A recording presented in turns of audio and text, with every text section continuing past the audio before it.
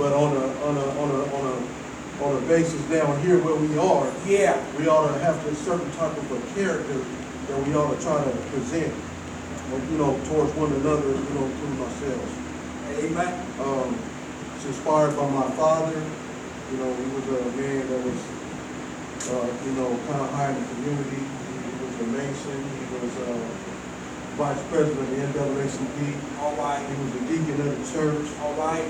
And so this kind of inspired me to write this. It's titled The Measurement of a Man. My Lord. The Measurement of a Man. Yes. It takes God's grace, plenty of patience, a strong mentality, and a willingness to prevail over unfavorable circumstances in order for a man who lives with integrity to endure. My Lord.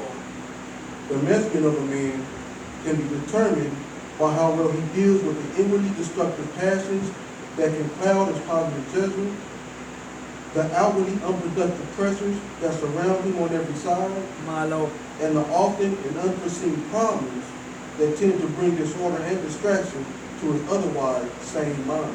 Well. These stressful situations of life he must first face, then evaluate, and eventually overcome with the necessary and dependable intelligence. All right. The criteria by which a man can be measured cannot be established by how well he lives while he is on top, Well. but rather by how well he confronts and intelligently defeats the negative adversity which threatens to assassinate his favorable character and push him to a lower state of morality and eventually to his intellectual body. My Lord. The difference between a woman and a female and the difference between a man and a male Well. are one and the same. That difference is responsibility. My Lord. That in which men and women confidently embrace, while males and females neglectfully flee. My.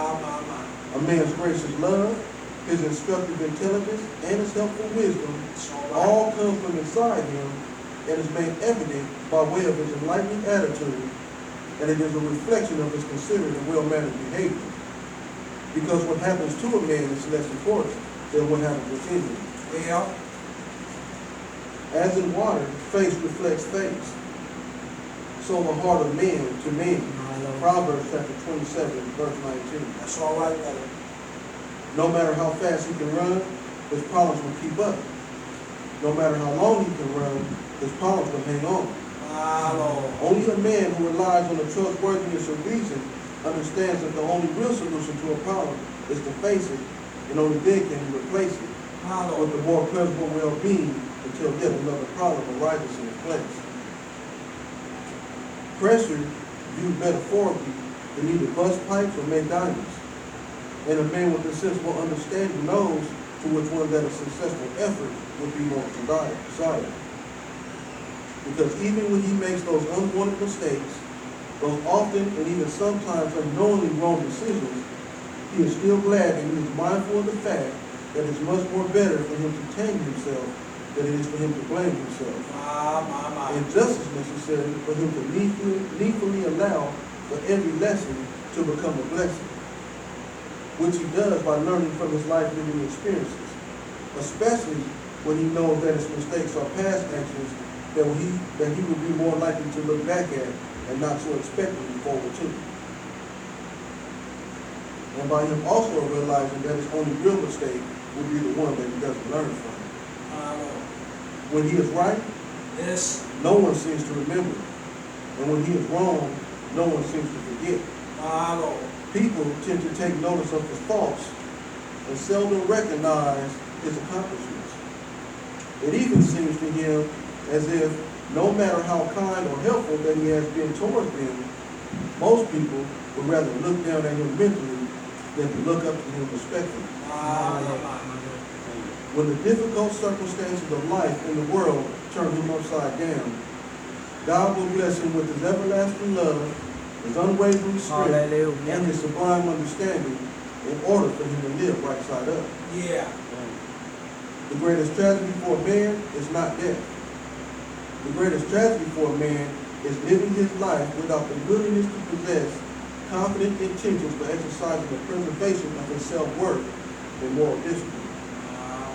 He should try to live an honorable livelihood with a positive purpose while working towards developing a more meaningful discretion for both his thoughts and his actions in order for him to create a more benevolent connection between himself and others. He can achieve this by having a devoted effort and willing participation in the promotion of brotherly love, upheld by the dependability of sound judgment, while weaving profound moral principles by way of a virtuous and acceptable conduct into the underlying fabric of the content of his character, while earnestly striving to live within the precepts of God's word. Money can't in any way buy a man his love or his personal integrity. Neither can it strengthen his relationship to or enhance his servitude to God. There is no spiritual connection to the man, nor a place for its infringement to abide within the realms of his heart. Even if an honorable man dies and is buried, no one can bury his character, because how he lives survives him and cannot be buried. Without time, there is no history. Without history, there are no shared moments. And if there are no shared moments, then where is the shared love? So the best possible way for a man to express his love is through the act of spending time. Whether by a physical presence, a reminiscent thought, or by a prayer and sleep, time is still the main contributing factor. Because wherever a man's interest lies, there is where his time and his heart lies also. A wise-hearted man will always think of others first and himself last, which is the true character of a leader. His fair dealing, his gratitude, and the humbleness of his heart can all be felt by his presence. His goal is to see his little children grow up to be responsible men and women, then be rewarded by seeing the smile and the honor on his wife's face. To understand and to know that there is a difference between living in life and existing in life is an important virtue upon which all men with a moral conscience and a prudent conduct possess and relate. How well he reaches a personally set goal in his life can be measured by his willingness to succeed. His effort can be measured by his humility, patience, and sound reasoning that he has to apply in order for him to fulfill it. Pierced by life and death because of the loved ones that he's lost, plus the decisions, the actions, and the choices that he may choose. Never judge him by his mistakes until you attempt to walk a day in his shoes.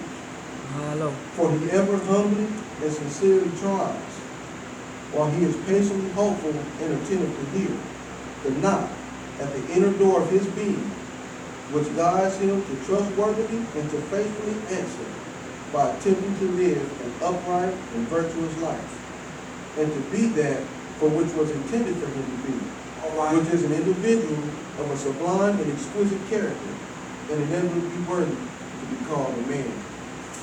Thank you.